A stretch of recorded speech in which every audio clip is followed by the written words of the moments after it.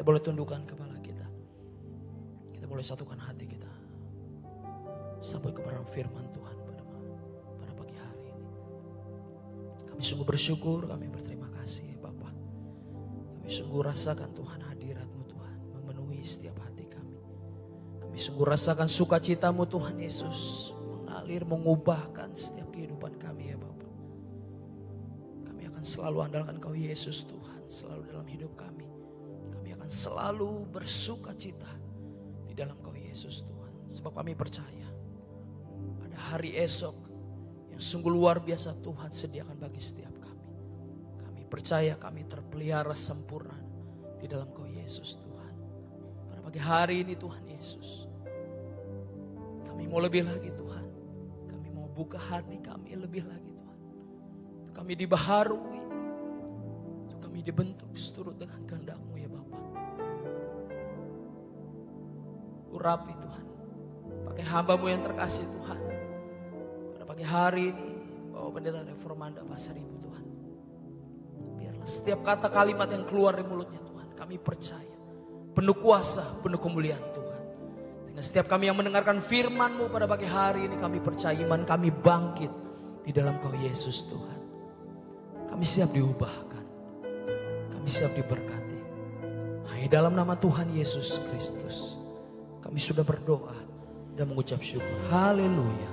Bersama-sama kita katakan amin. Kita boleh berikan tepuk tangan yang paling meriah bagi Yesus Tuhan kita. Kita menaikkan pujian syukur kita pada pagi hari.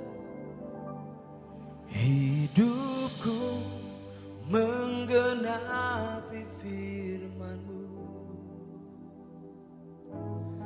tanda mukjizat sertai tiap langkahku.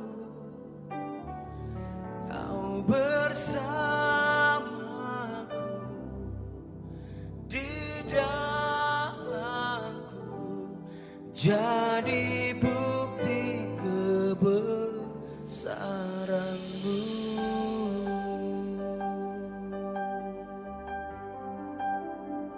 Kita boleh berikan tepuk tangan yang paling meriah bagi Yesus Tuhan kita. Terima kasih. Bersama-sama dengan hati bersyukur. Tuhan, Kau sempurna dalam rencana-Mu dan karya-Mu. Ku serahkan hidupku, murnikan dengan Roh-Mu. Sekali lagi katakan Tuhan, Tuhan, Kau sempurna dalam rencana-Mu dan karya-Mu. Ku serahkan hidupku, murnikan dengan Roh-Mu. Hidupku menggenapi firman-Mu, tanda mukjizat sertai tiap langkahku. Kau bersamaku di dalamku, jadi bukti kebesaran-Mu. Hidupku menggenapi firman-Mu. Amin. Tanda mukjizat sertai tiap langkahku. Kau bersamaku di dalamku, jadi bukti kebesaran-Mu. Hidupku menggenapi firman-Mu, dan kami percaya Tuhan, tanda mukjizat sertai tiap langkahku. Kau bersamaku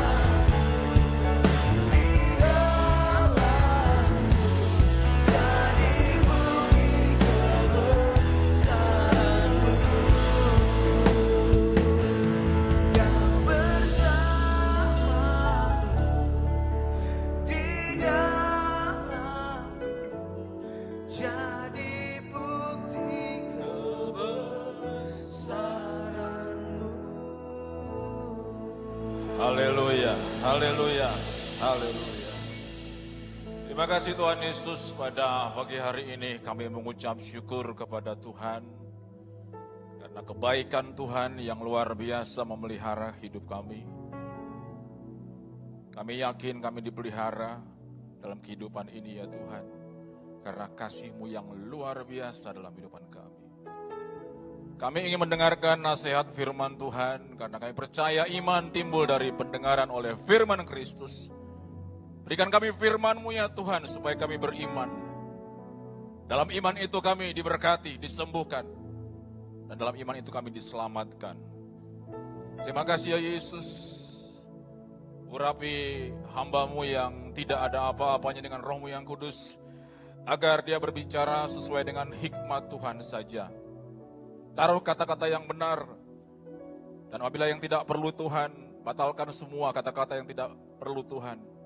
Sehingga hikmat Tuhan saja yang kami dengar, memberkati kehidupan kami dan menyucikan hati kami. Kami semua umat-Mu ya Tuhan yang mendengarkan firman Tuhan, kami berjanji menjadi tanah yang baik yang mendengar dan menyimpan dan melakukan firman Tuhan itu. Terima kasih ya Yesus. Kami rasakan kehadiran-Mu memberkati kami. Terima kasih ya Tuhan. Dalam nama Tuhan Yesus Kristus, kami berdoa dan mengucap syukur. Haleluya. Katakan semua saudaraku. Amin. Haleluya. Silakan saudara-saudara. Shalom saudara. Apa kabar semuanya? Shalom sekali lagi. Puji Tuhan, saudara sudah siap mendengarkan firman Tuhan. Kalau saudara live streaming pada saat ini, siapkan Alkitab. Kita sungguh-sungguh beribadah seperti hari Minggu. Ya, pakaian yang rapi, beribadah sungguh-sungguh, matikan semuanya handphone, hanya fokus kepada live streaming. Puji Tuhan, saya dipercaya kembali oleh Tuhan Yesus untuk memberitakan firman Tuhan di live streaming ini.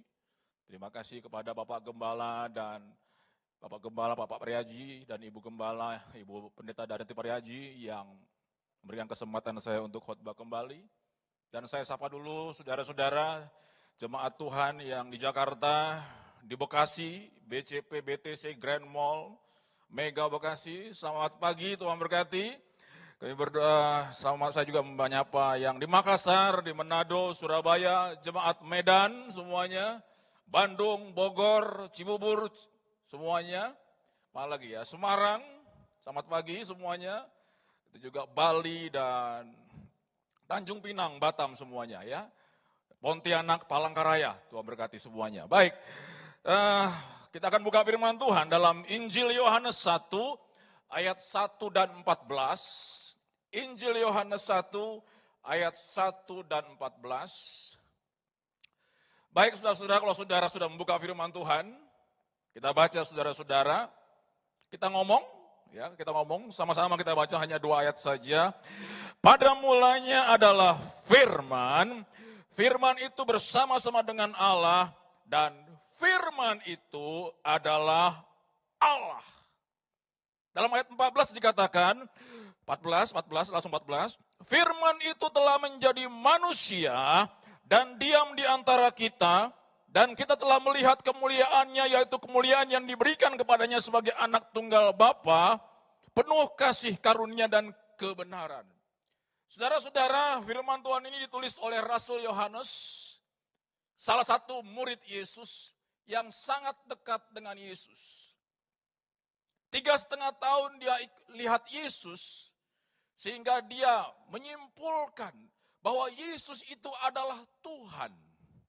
Maka di sini dikatakan oleh firman Tuhan, firman itu jadi manusia. Dia bukan nabi sembarangan, dia anak Allah yang turun dalam dunia ini. Kesimpulan ini tidak disukai oleh orang Yahudi kebanyakan. Karena apa? Bagaimana mungkin Tuhan jadi manusia? Tapi saudara-saudara, 3,5 tahun Rasul Yohanes menyimak pekerjaan Yesus. Menyimak pekerjaan Yesus.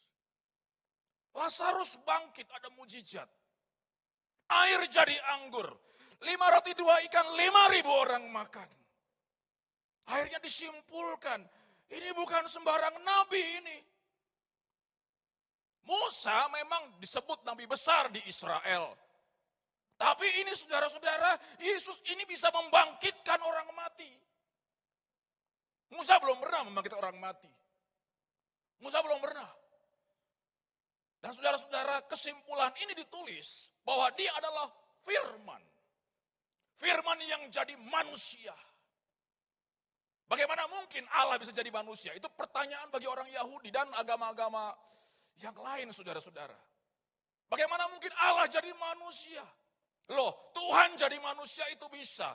Tapi manusia jadi Tuhan nggak bisa, saudara. Saya contohkan, Pangeran Andrew dari Inggris, dia bisa kemana-mana aja, saudara-saudara. Dia mau ke Cibubur, mau ke Cilengsi, mau ke Bogor, mau ke Bandung. Dia mau ke tempat hal yang paling kecil pun, di tempat yang dimanapun dia bisa, saudara. Tapi jangan pikir, saudara, orang yang di bawah bisa ke istana di Inggris, saudara. Nggak mungkin bisa. Allah mau jadi manusia bisa. Suka-suka dia. Tapi manusia jadi Allah nggak bisa. Dan konsep inilah yang ditulis oleh Rasul Yohanes sehingga apa? Dia berani menyatakan firman itu jadi manusia. Yang diikuti selama ini adalah siapa? Firman itu sendiri yang jadi manusia. Jadi ini kesimpulan yang sangat luar biasa. Saya teringat dengan Bapak Gembala mengatakan firman itu, firman Tuhan itu lebih dari pengetahuan. Lebih dari pengetahuan. Makanya saudara-saudara, ini ayat yang paling dahsyat bagi orang Kristen. Pada mulanya adalah firman. Firman itu bersama-sama dengan Allah. Dan firman itu adalah Allah. Ayat pertama ini saudara-saudara, ini adalah ayat kesukaan orang Yahudi, saudara. Dan ayat 14-nya ini tidak disukai oleh orang Yahudi. Dan firman itu jadi manusia. Setengah dari orang Yahudi nggak terima ayat ini. Karena apa? Kok jadi manusia? Makanya dia disalib di Yerusalem, saudara. Tapi Yesus, saudara-saudara, melakukan ministrinya di Galilea, di Tiberias, di Kapernaum, di Kana.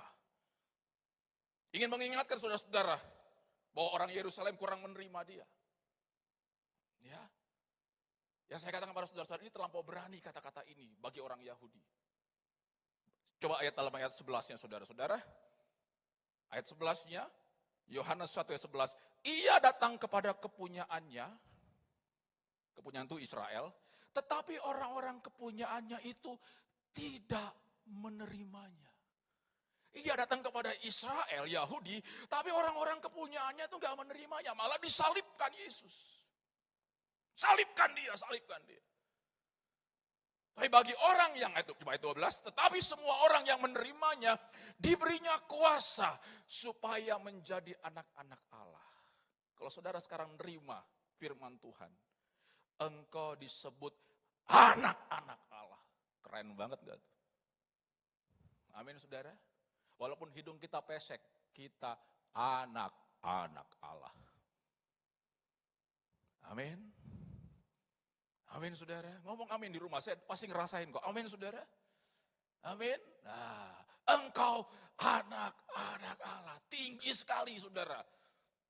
Ini saudara, julukan saudara. Anak-anak Allah. Makanya saudara-saudara, maksud khotbah ini saudara-saudara untuk menunjukkan kepada saudara bahwa kita orang Kristen yang benar harus memiliki firman. Alkitab jangan dipajang aja di rumah saudara. Ini dibaca, direnungkan setiap hari. Banyak orang Kristen hanya majang Alkitab, seolah-olah ini jadul zaman dulu. Firman Allah ini saudara-saudara, dalam kitab Wahyu sudah tahu rencana yang ke depan ini akan terjadi apa. Ya, virus corona itu ada di sini semua. Di Wahyu 6 ayat 6 saudara. Yang sering didengungkan oleh Bapak Gembala kita. Penyakit sampar kelaparan. Ini terjadi sekarang. Karena apa? Membuat firman Tuhan Wahyu ke depan. Ada semua di sini, ada. Ini bukan jadul. Ini firman yang luar biasa. Kalau dia bernubuat terjadi saudara-saudara. Yang saya katakan pada saudara pada saat ini, kita orang Kristen wajib memiliki kebenaran firman Tuhan. Kita buka saudara-saudara di dalam 1 Raja-Raja 17 ayat 4 sampai 6 untuk mengintro kembali. Yesus itu adalah firman dan firman itu Yesus itu ada di dalam perjanjian lama sudah ada. Karena dia firman, dia pencipta langit dan bumi ini. Jadilah terang, maka terang itu jadi. Dia firman. Makanya bilang saudara-saudara, perjanjian lama saudara bisa lihat Yesus juga. Bahkan dia yang menciptakan kita manusia. Yang menjadi gambar dan rupa Allah, image of God. Kita adalah gambar dan rupa Allah. Yang ciptakan siapa? Yesus. Dia firman itu sendiri. Makanya firman dalam perjanjian lama itu adalah Yesus. Dari Kejadian sampai Wahyu itu adalah Yesus semuanya. Coba kita buka dalam 1 Raja-Raja 17 ayat 14 sampai 16. Saya semangat sekali khotbah saudara ya. Udah 2 bulan gak khotbah. 1 Raja-Raja 17 bisa dibuka di sini. Langsung 1 Raja-Raja 17. Ini kisah saudara antara Nabi Elia, nabi besar di zaman perjanjian lama, beserta janda yang miskin, janda Sarfat. Di zaman itu Israel sangat hebat kelaparannya. Ini kejadiannya bukan di Israel, tapi di Sarfat, di luar Israel. 3,5 tahun gak ada hujan. Saudara kalau tahu Israel, kalau gak ada hujan itu, wah tempat sana saudara sangat kering sekali. Jadi saudara-saudara Israel atau Timur Tengah itu sangat-sangat, air itu mahal saudara, air itu mahal. Ya, kalau di sini air Indonesia itu, apa-apa minum aqua itu. Tapi kalau di Israel saudara-saudara, itu mahal. 3,5 tahun Tuhan menghukum Israel di bawah kepemimpinan Raja Ahab dan Ratu Isabel, dan tidak ada hujan. Kalau nggak ada hujan, ekonomi juga hancur. Seperti sekarang saudara, gara-gara sakit virus corona ini semua jadi hancur ekonomi saudara. Dan ini saudara-saudara ingin mengatakan pada kita, coba buka lagi. Ya, di sini dikatakan oleh Elia, sebab beginilah firman Tuhan. Firman Yesus. Ini Yesus ya, yang diomongin Elia itu Yesus ya. Allah Israel, tepung dalam tempayan itu tidak akan habis, dan minyak dalam buli-buli itu pun tidak akan berkurang sampai pada waktu Tuhan memberi hujan ke atas muka bumi. Coba ayat yang 15, coba 15. Lalu pergilah perempuan itu, nih janda miskin ya, dan berbuat seperti yang dikatakan Elia. Maka perempuan itu dan dia serta anak perempuan itu mendapat makan beberapa waktu lamanya. Ayat yang ke-16. Tepung dalam tempayan itu tidak habis dan minyak dalam buli-buli itu tidak berkurang seperti firman Tuhan yang diucapkannya dengan perantaran Elia. Ini firman Tuhan ini bicara tentang Yesus. Di zaman itu ada kelaparan, sama seperti sekarang saudara-saudara. Artinya apa? Kalau saudara punya firman Tuhan, saudara akan dijagai oleh Tuhan. Engkau tidak akan kelaparan. Sekarang dunia akan menuju resesi ke depan, kelaparan. Kelaparan luar biasa akan terjadi di dunia ini. Tapi kalau saudara punya firman Tuhan, pegang firman Tuhan, firmannya Yesus. Daud katakan, dahulu aku muda, sekarang aku telah tua. Aku tidak pernah melihat orang benar meminta-minta roti. Orang Kristen memang di zaman sukar ini, memang sukar dunia ini. Tapi anak Tuhan gak sukar ekonominya. Saya bukan ngomong tentang kemakmuran, yang penting ada makanan. Kalau engkau tidak sukar, miliki firman Tuhan. Baca, renungkan, taati firman Tuhan. Engkau tidak akan kelaparan. Memang 2 Timotius 3 katakan, ini zaman sukar di zaman. Tapi bagi kita enggak sukar. Bukan sok tahu, bukan. Bukan sok belagu kita. Karena apa? Firman Tuhan. Ada mujizat di tengah kesukaran.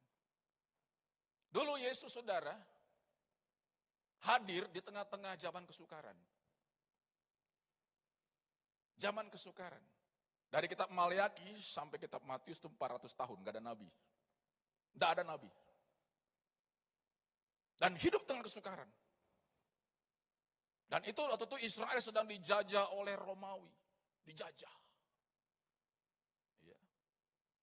Dan saudara raja daripada Yudea pada saat itu bukan dari Yahudi asli, dari Edom saudara. Herodes, bukan Yahudi murni, walaupun bawa nama Yahudi, orang Edom. Dan pada saat itu saudara-saudara, bangsa Israel dijajah. Makanya saudara-saudara ketika dia datang melayani Tuhan, melayani di bukit saudara-saudara, 5.000 orang makan. Karena apa? Di zaman itu zaman kelaparan sebenarnya. Maka Yesus pernah ngomong dalam Matius 6 ayat 25, jangan engkau khawatir akan makanan dan minumanmu. Itu adalah latar belakangnya kenapa? Banyak orang khawatir pada saat itu akan makanan. Jadi Yesus pernah hadir dalam dunia ini bukan di saat lagi dunia lagi enak, enggak. Di saat kelaparan. Di saat jajahan Romawi. Orang Romawi itu kejam pada saat itu. Buktinya apa? Yohanes Pembaptis saudara kepalanya di ini saudara. Ya, dia tegur Raja Herodes. Dia nggak terima tegurannya, kepalanya dipotong. Ya, zaman Romawi itu Yesus saja disalib saudara. Jadi di zaman itu memang zaman jajahan yang luar biasa. Dan Yesus hadir di tengah-tengah umat Israel pada saat itu. Berarti apa? Urusan makan dan minuman. Tapi orang yang ikut Yesus pada saat itu, apalagi murid-muridnya, mereka selalu happy, ada makan dan minuman tersedia. Sehingga pada saat itu saudara serentak, orang-orang Yahudi ingin apa? Menjadikan Yesus menjadi raja, ingin jadi, dalam Yohanes 6 ayat 15, ingin jadi raja. Tapi kalau perlu jadikan raja engkau pada saat ini, Yesus nggak mau saudara. Dia nggak mau saudara diam, pergi mengasingkan diri. Dia ngapain dijadiin raja? Wong dia adalah raja segala raja, ngapain lagi diangkat? Ini yang saya katakan saudara, Yesus hadir di tengah masa kelaparan. Saya percaya di tengah kelaparan dunia ini pada saat ini, Yesus akan memberitakan firman-Nya di tengah-tengah dunia ini. Konsep Tuhan gini, dunia kelaparan, anak Tuhan hadir dengan kabarkan firman. Dulu di zaman Firaun saudara-saudara, itu tahun kelaparan, 7 tahun kelaparan, ada Yusuf. Ada Yusuf, Ibrani, orang Yahudi, anak Yakub. Dia memimpin orang Mesir. Di tahun itu 7 tahun kelimpahan. Di zaman siapa itu? Di zaman Ishak ada kelaparan juga di Kejadian 26. Kelaparan luar biasa. Tapi Ishak diberkati Tuhan. Jadi saudara, bahasa Alkitab ini di tengah dunia ini kelaparan, di situ Injil diberitakan, firman diberitakan. Jadi saudara jangan takut kelaparan, saudara dipelihara oleh Tuhan. Katakan amin. Saudara dipelihara Tuhan. Ini bukan omong kosong. Yang ada minyak dan anggur itu ayat luar biasa. Tidak dirusakkan. Enggak dirusakkan. Asal hidup saudara benar ya. Hidup saudara benar. Saudara tidak akan dirusakkan. Ya puji Tuhan saudara-saudara. Tadi saudara di zaman Elia, ada seorang perempuan miskin, janda miskin. Udah janda, anaknya 1, roti 1. Besok mati. Gak punya pengharapan. Ini orang kafir gak punya pengharapan. Tapi Tuhan mengutus Elia. Coba kita buka, apa kalau dikatakan oleh Yesus, coba. Lukas 4 ayat 25 sampai 26. Sampai Yesus pun ngambil ayat ini untuk apa? Dijadikan saudara-saudara bahwa kejadian itu sangat penting.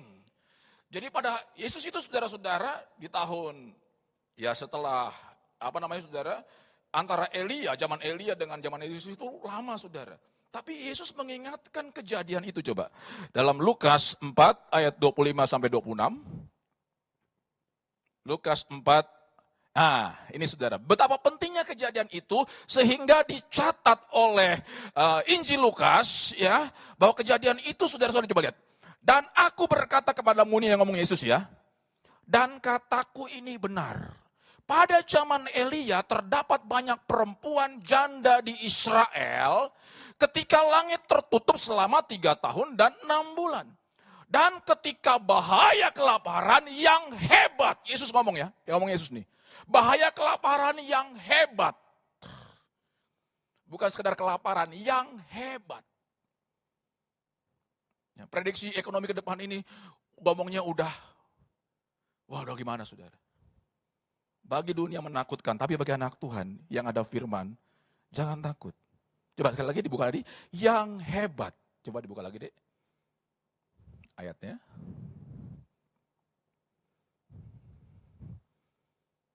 Lukas 4.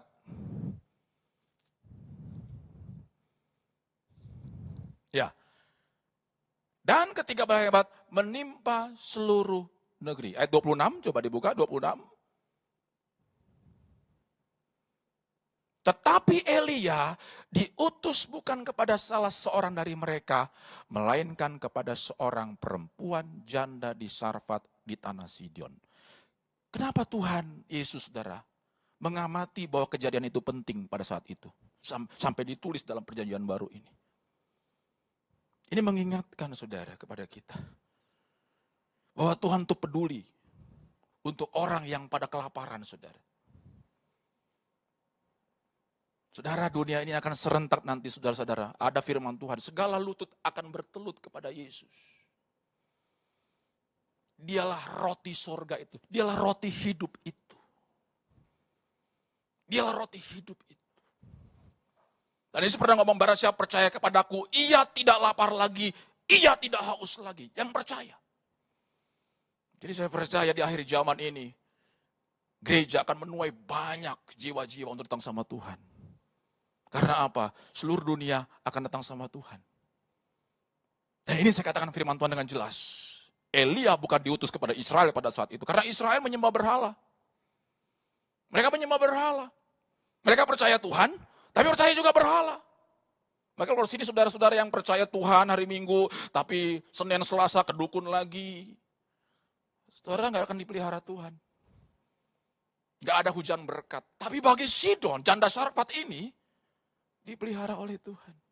Sekalipun miskin, dipelihara oleh Tuhan. Tuhan tidak membedakan miskin dan kaya. Tapi bagi Tuhan, setiap orang yang berharap kepada Tuhan tidak akan miskin, saudara. Tidak akan miskin. Konsep miskin itu tidak ada dalam kamusnya Tuhan, saudara. Kita diberkati oleh Tuhan. Kita diberkati oleh Tuhan. Nah, kenapa saya katakan ini, saudara, betapa pentingnya kejadian ini? Karena ini, saudara-saudara, Yesus juga melayani firman Tuhan pada saat itu di tengah-tengah zaman kelaparan juga. Sehingga saudara-saudara, banyak umat Tuhan datang kepada Yesus. Kita akan buka, saudara-saudara, firman Tuhan di sini. Betapa pentingnya firman Tuhan dalam kehidupan kita. Miliki itu. Karena firman itu Yesus. Firman itu Yesus. Banyak orang, saudara-saudara, punya Yesus, hanya gambarnya Yesus. Saya tidak salah, itu memang gambar Yesus. Ya, saya udah Kristen. Hanya cukup di situ, enggak. Kita harus miliki firman. Maka tadi katakan, back to the Bible, kembali ke Alkitab hidup kita. Kembali ke Alkitab. Ketika engkau ada firman, Yesus katakan, jikalau firman tinggal dalam aku, mintalah apa saja kamu akan menerimanya. Makanya orang Kristen yang doanya dijawab, orang Kristen yang memiliki firman yang tinggal. Makanya kalau dengar firman Tuhan ini, masuk kuping kanan, taruh di hati. Orang Kristen sering apa? Dengar firman Tuhan, kuping kanan, keluar dari kuping kiri. Ketika berdoa sama Tuhan yang gak dijawab, karena apa? Doanya gak ada isi firman. Firman ini penting, saudara. Kalau saudara dengar firman Tuhan pada saat ini, masuk dalam hati saudara. Engkau aminkan. Engkau lakukan itu firman, engkau taat itu firman. Engkau minta sama Tuhan, doamu didengar karena firman dengan firman. Firman itu melebihi dari pengetahuan, saudara. Dan taat itu firman. Saudara, penting juga orang saudara punya firman dan taat sama firman Tuhan. Kejatuhan Adam dan Hawa, itu gara-gara apa? Gara-gara gak taat sama firman. Tuhan katakan jangan makan buah itu, nanti kamu mati. Bermiliar-miliar tahun kita gak tahu, dalam kekekalan kita gak tahu, firman itu ditaati. Tapi firman itu dilupain sama Adam dan Hawa. Suatu ketika, Mami Hawa jalan-jalan sendirian. Ada iblis datang, makan aja, gak apa-apa kok, ambil aja. Disautin, saudara. Makanya kalau iblis ngomong itu jangan disautin. Ini disautin. Ya, ajak dialog dengan iblis. Akhirnya apa? Tertarik. Sedap didengar, sedap dilihat. Ya, sedap dilihat, kelihatannya sedap dilihat. Dosa itu saudara-saudara sedap kelihatannya. Tapi itu jadi jerat bagi kita, hati-hati. Orang ngutangin saudara, kelihatannya, wah mantap nih, sedap nih. Ya. Makanya saudara di tengah kesukaran gini jangan ngutang. Kau akan terjerat. Engkau anak budak sebenarnya. Kalau saudara percaya kepada Tuhan, kalau saudara ngalami kesukaran gini, pandang Tuhan, jangan pandang supaya ngutang sama orang. Bapa kami yang di surga. Kalau saudara ngutang, itu konsep budak utang. Pak, kebutuhan saya begini, peduli amat saudara, kebutuhan saudara, sukar kayak sekalipun. Engkau datang sama Tuhan.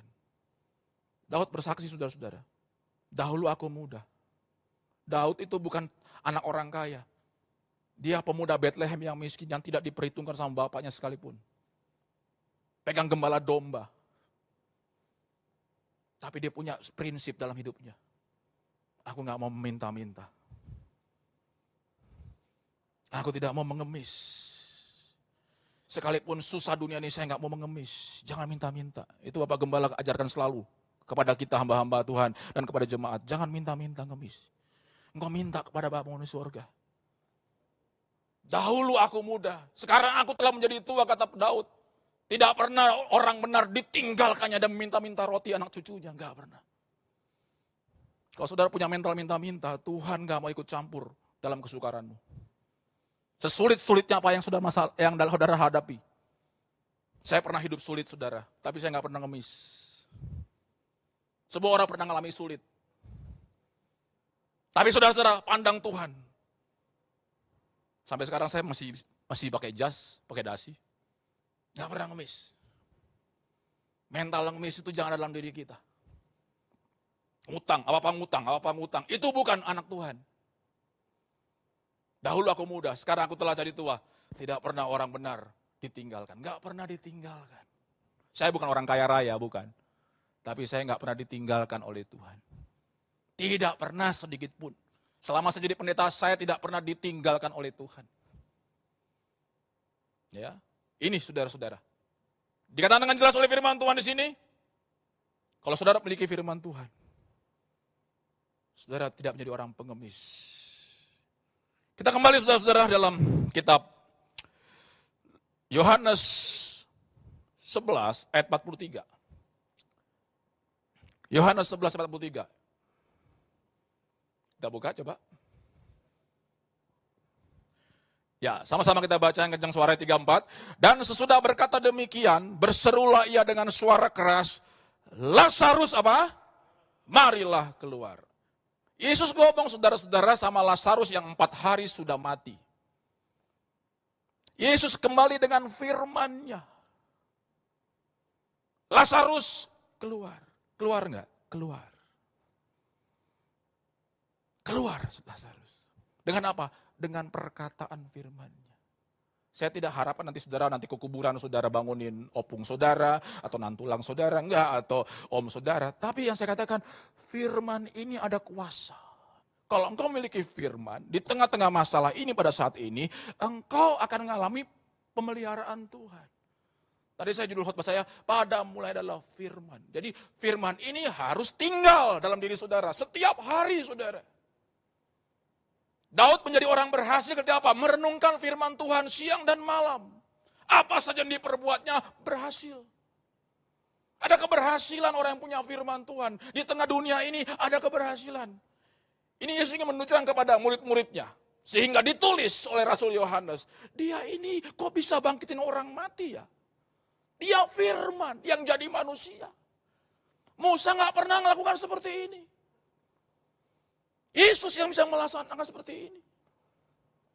Ada firman yang keluar. Sehingga apa? Lazarus keluar. Makanya perkataan firman itu saudara-saudara harus dimiliki oleh orang Kristen. Yesus juga pernah ngomong sama penjahat di samping Yesus. Penjahat ini saudara udah mau mati. Dia pikir apa? Neraka. Tapi saudara, kepalanya ke kanan dibikin.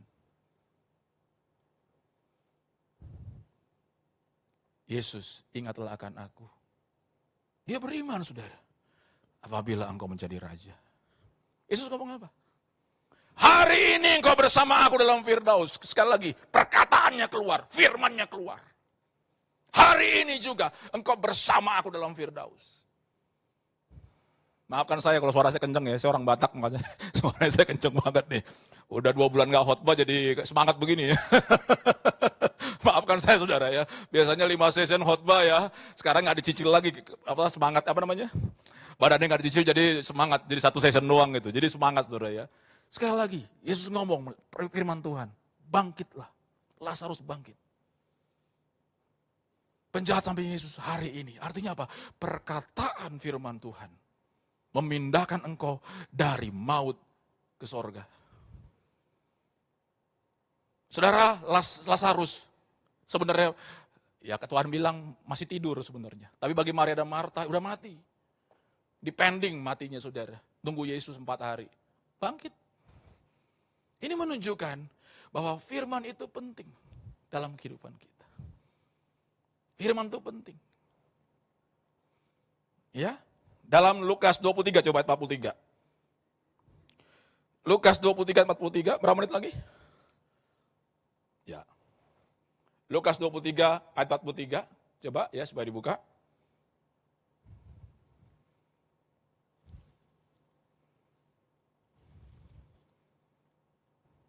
Ya, kata Yesus kepadanya, aku berkata kepadamu, sesungguhnya hari ini juga engkau akan ada bersama-sama dengan aku di dalam apa?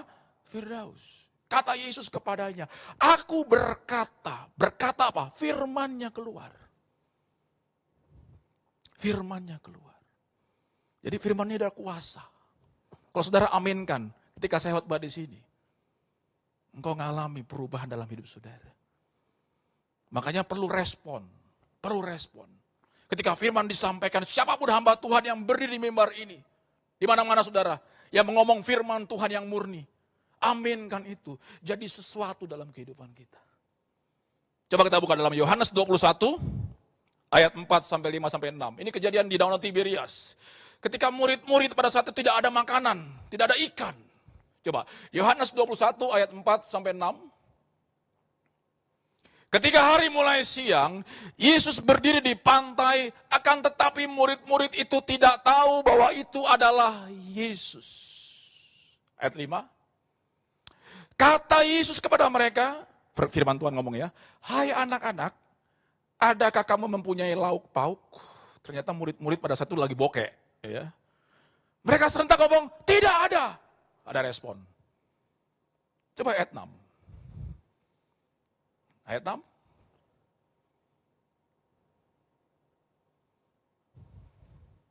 Yohanes 21 ayat 6. Ya, maka kata Yesus kepada mereka, apa dikatakan di sini? Tebarkan jalamu di sebelah kanan perahu, maka apa? Akan kamu peroleh. Yesus nggak ngomong gini, mudah-mudahan kamu peroleh. Enggak, Yesus ngomong itu pasti. Tebarkan jalamu di sebelah kanan perahu, maka akan kamu peroleh. Lalu mereka menebarkannya dan mereka tidak dapat menariknya lagi karena apa? Banyaknya ikan. Firman ada perintah. Tebarkan jalamu. Untung murid-murid taat. Katakan taat saudara. Mereka saudara-saudara lagi capek. Seharian cari ikan malam-malam gak dapat apa-apa. 1 ekor pun gak dapat. Padahal Petrus itu jagonya cari ikan. 1 ekor pun gak dapat. Petrus bukan pengangguran. Dia pekerja keras. Dia gak mau diem orangnya. Tapi dia cari semalam itu gak dapat. Ini artinya saudara, orang perlu rajin. Tapi tanpa Yesus gak dapat apa-apa. Ya. Saudara hebat. Pinter, cari duitnya hebat ini yang kalau nggak ada Yesus nggak ada apa-apa saudara. Tapi ketika Yesus hadir pada saat itu, tebarkan jalamu sebelah kanan, kamu akan memperoleh. Untung taat murid-murid. Kalau andaikan murid-murid nggak taat, itu kejadiannya siang. Ikan itu datang malam-malam saudara. Tanya nelayan saudara, ikan itu datangnya malam-malam, banyak malam-malam. Ini siang. Tapi firman ngomong, mau siang kek, mau dalam keadaan apa-apa, turuti firman Tuhan. Kalau engkau turuti firman Tuhan, kalau engkau taat kepada firman Tuhan. Kalau Tuhan bilang kudus, ayo kudus. Kalau rukun, ayo rukun. Kalau engkau taat pada firman Tuhan, engkau akan memperoleh ketika ditebarkan. Wow, ikannya banyak, ikannya besar, 153 ekor ikan. Pernah ditafsirkan oleh Bapak Gembala, itu adalah angka Tuhan. Memperoleh ikan yang besar. Karena ketaatan. Ya, ambil ayat ini, ketika engkau kelaparan pada saat ini dunia ini kelaparan. Kalau engkau dengar firman dan taat kepada firman Tuhan, apa yang kau tebarkan, apa yang kau kerjakan, karena Yesus mendeking saudara, tidak ada kelaparan.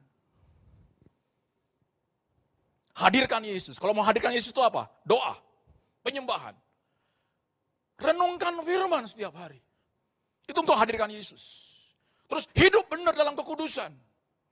Bapak Gembala selalu bikin mempersiapkan jemaat yang kudus. Dan siap ke sorga.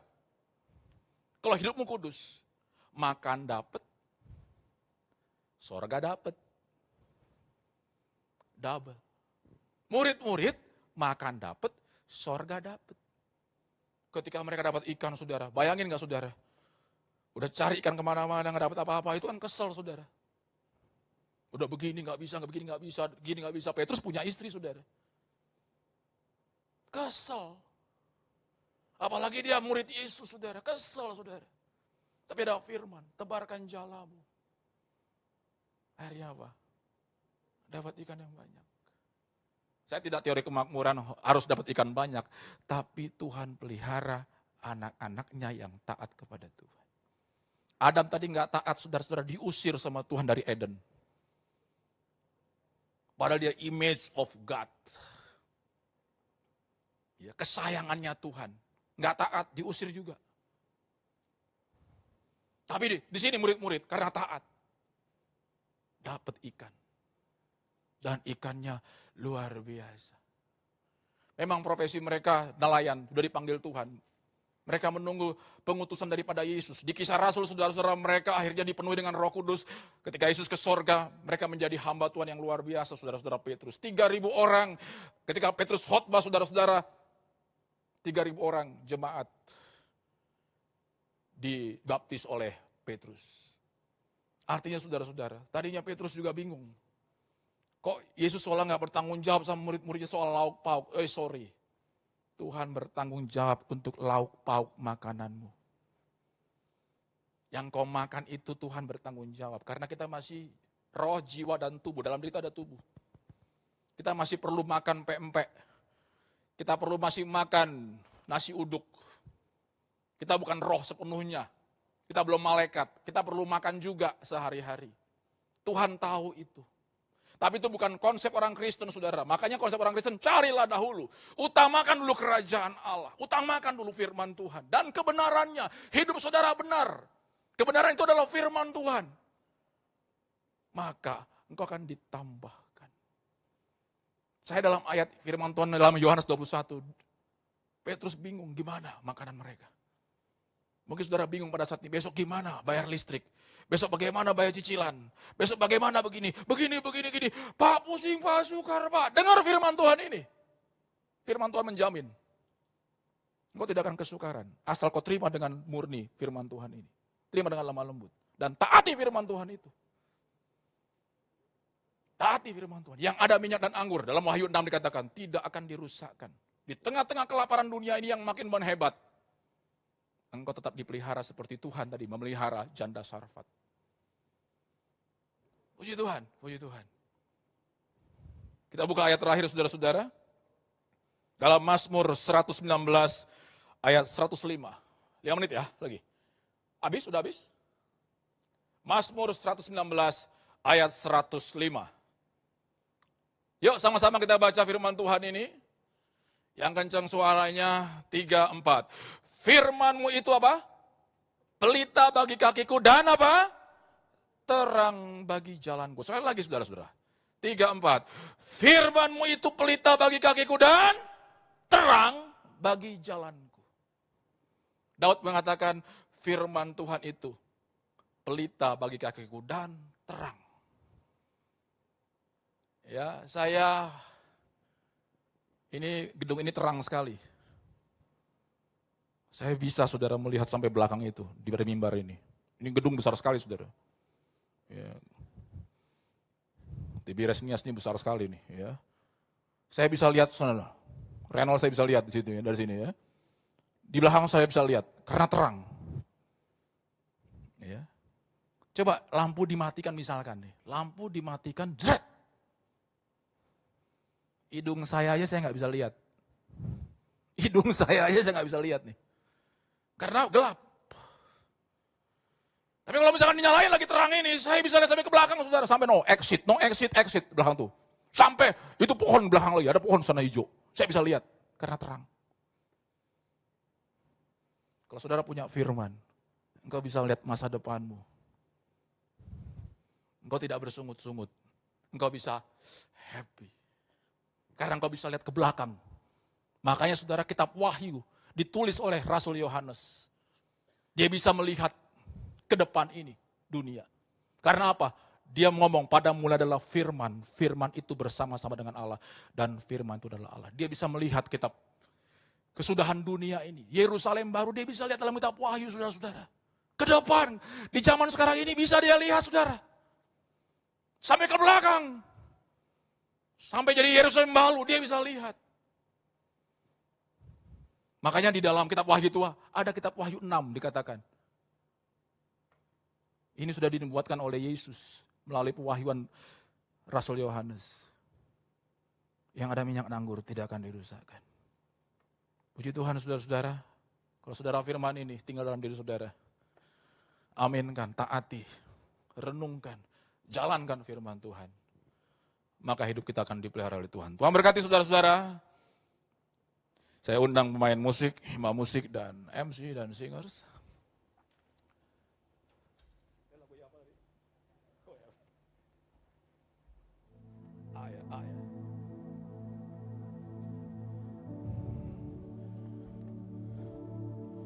Haleluya, haleluya. Terima kasih Tuhan Yesus yang baik. Haleluya. Tak usah ku takut, Allah menjagaku. Nyanyi saudara sama Tuhan. Tak usah ku bimbang,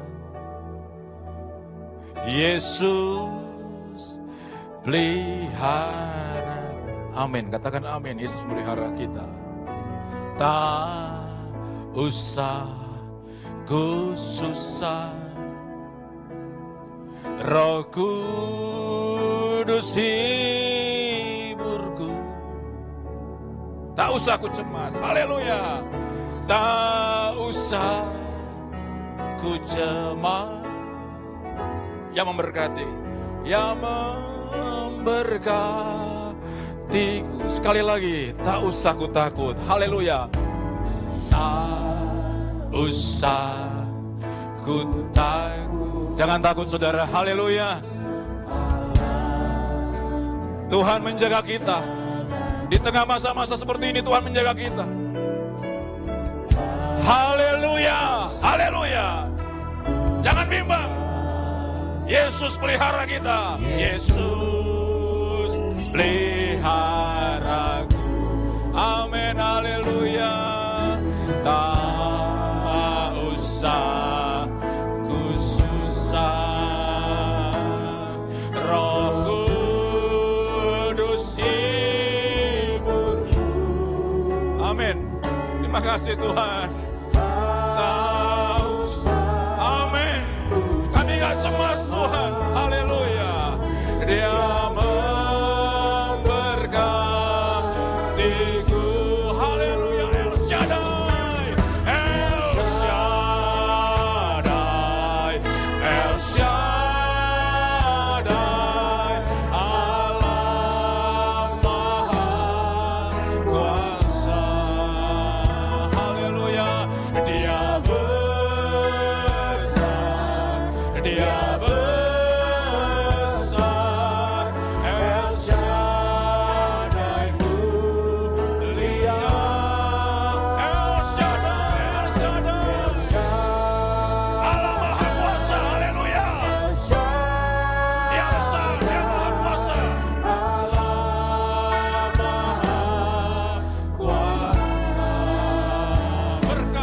berlimpah.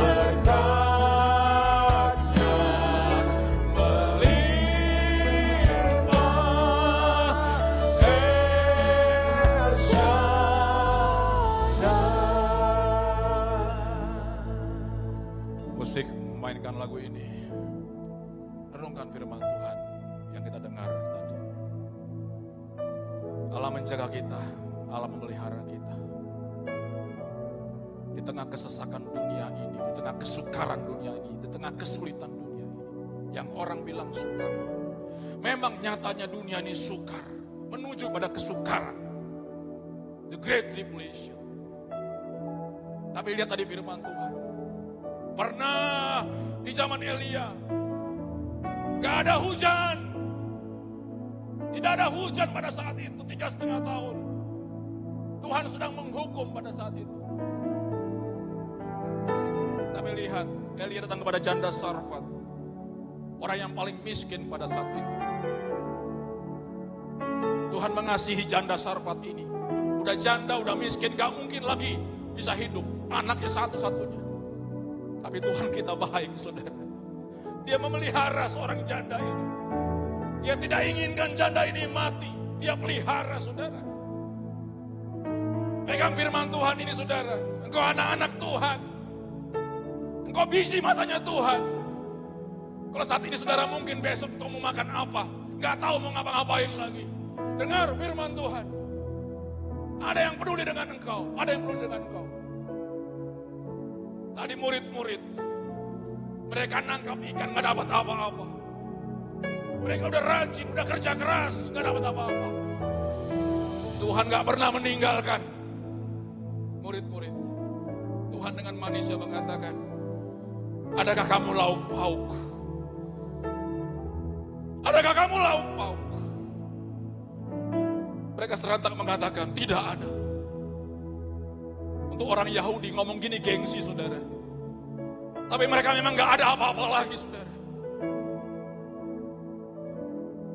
Tapi Tuhan baik. Tuhan tidak bawa ikan, tapi dia bawa firman-Nya. Tebarkan jalamu sebelah kanan, maka kamu akan memperoleh ikan. Ketika ada ketaatan oleh murid-murid Tuhan, mereka tebarkan jala mereka. Nah, apa yang terjadi? Ada mujizat. Ada mujizat. Ada mujizat terjadi. Pegang firman Tuhan ini, saudara. Pegang firman Tuhan ini. Taruhkan tanganmu di dadamu. Pegang firman Tuhan ini. Engkau akan memperoleh apa yang kau doakan pada saat ini. Pegang firman Tuhan ini. Engkau akan memperoleh. Engkau besok tidak nihil. Ke depan ini dalam zaman kelaparan ini engkau tidak lapar. Engkau tetap dipelihara oleh Tuhan. Engkau akan dapat berkat Tuhan. Terima kasih Tuhan atas firman-Mu pagi hari ini. Kami dikuatkan, kami diberkati. Dan kami percaya, kami juga diberi mujizat oleh Tuhan. Terima kasih Tuhan Yesus. Terima kasih Tuhan. Semua bersyukur sama Tuhan. Sembah Dia, haleluya. Oh haleluya, haleluya. Angkat tangan saudara. Yang di rumah angkat tangan saudara. Katakan sama Tuhan, terima kasih Tuhan. Terima kasih Tuhan atas firman-Mu. Haleluya, haleluya, haleluya. Kami terima berkat, kami terima berkat, kami terima kepastian, kami terima kepastian. Haleluya, haleluya. Terima kasih Tuhan. Haleluya, haleluya. El Shaddai, El Shaddai, El Shaddai, El Shaddai, El Shaddai. Allah, kami terima kasih Tuhan.